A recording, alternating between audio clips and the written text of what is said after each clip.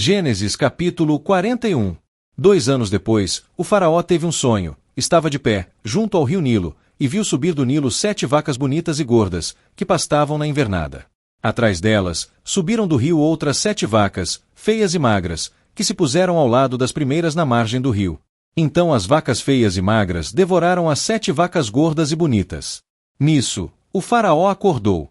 O faraó tornou a dormir, e teve outro sonho. 7 espigas brotavam do mesmo talo, granadas e bonitas. E atrás delas nasceram 7 espigas mirradas e ressequidas. Aí, as espigas mirradas devoraram as 7 espigas granadas e graúdas. Então o faraó acordou, tiveram um sonho. Pela manhã, o faraó estava perturbado e chamou todos os magos e sábios do Egito. Contou-lhes o sonho que tivera, mas ninguém foi capaz de interpretá-lo. Então o chefe dos copeiros disse ao faraó: "Devo confessar hoje o meu pecado." O faraó tinha se irritado contra seus servos e os colocou na prisão na casa do chefe da guarda, tanto a mim como ao chefe dos padeiros. Na mesma noite, ele e eu tivemos um sonho, cada qual com significado diferente.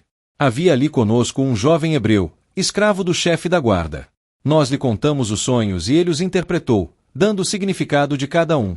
E depois aconteceu exatamente como ele havia interpretado. Eu recebi de novo meu cargo, e o outro foi enforcado.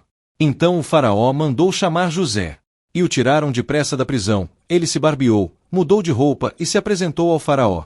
O faraó disse a José: "Tive um sonho e ninguém sabe interpretá-lo. Ouvi dizer que você ouve um sonho e sabe interpretá-lo." José respondeu ao faraó: "Quem sou eu? É Deus quem dará uma resposta favorável ao faraó." Então o faraó contou a José: "Sonhei que estava de pé na margem do rio Nilo. Do rio subiam 7 vacas gordas e bonitas que pastavam na invernada.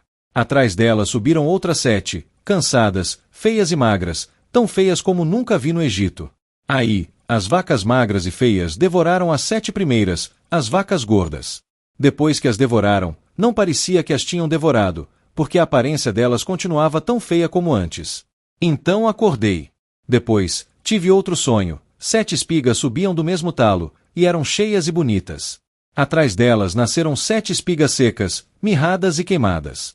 Aí, as espigas mirradas devoraram as 7 espigas bonitas. Eu contei isso aos magos, e ninguém foi capaz de interpretar. José disse ao faraó: "Trata-se de um sonho único. Deus está anunciando ao faraó o que ele vai realizar. As 7 vacas bonitas representam 7 anos e as 7 espigas bonitas representam 7 anos. É o mesmo sonho.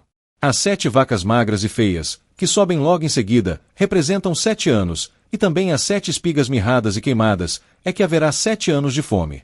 É como eu disse ao faraó, Deus está mostrando ao faraó o que ele vai realizar. Virão 7 anos em que haverá grande abundância em toda a terra do Egito. Depois, virão 7 anos de fome, que farão esquecer a abundância na terra do Egito. A fome esgotará a terra, e ninguém mais saberá o que era abundância na terra, por causa da fome que virá depois, pois ela será duríssima. E se o sonho do faraó se repetiu 2 vezes é porque o fato está bem decidido por parte de Deus, e Deus logo o realizará. Agora, portanto, que o faraó escolha um homem inteligente e sábio, e o coloque à frente do Egito. Que o faraó, agindo, institua funcionários no país, tome a 5ª parte dos produtos da terra do Egito, durante os 7 anos de abundância. Que eles reúnam todos os víveres desses anos bons que virão, armazenem o trigo sob a autoridade do faraó e guardem os víveres nas cidades. Esses víveres servirão de reserva para o país, quando chegarem os 7 anos de fome. Desse modo, a terra do Egito não será exterminada pela fome." O conselho de José agradou ao faraó e a todos os seus ministros.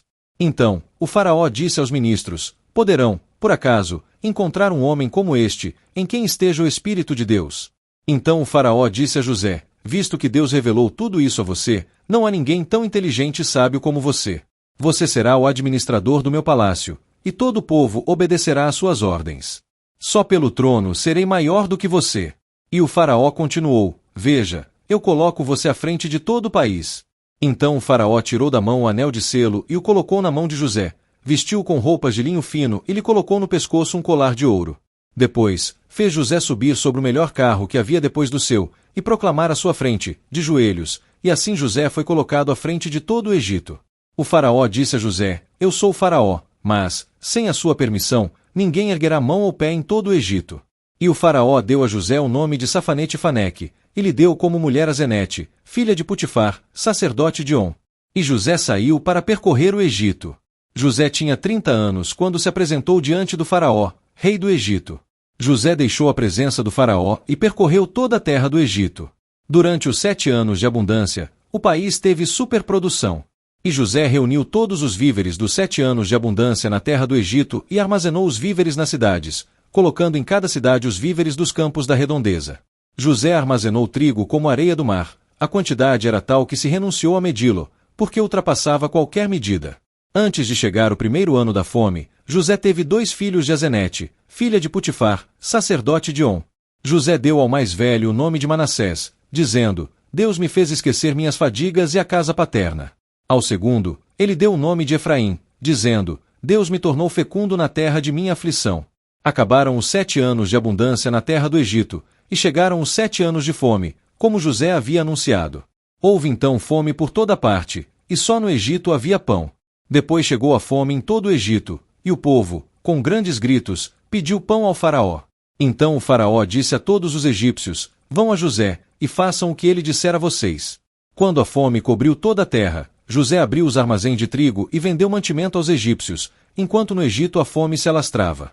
De todos os países ia muita gente ao Egito para comprar mantimentos de José, porque a fome se agravou por toda a terra.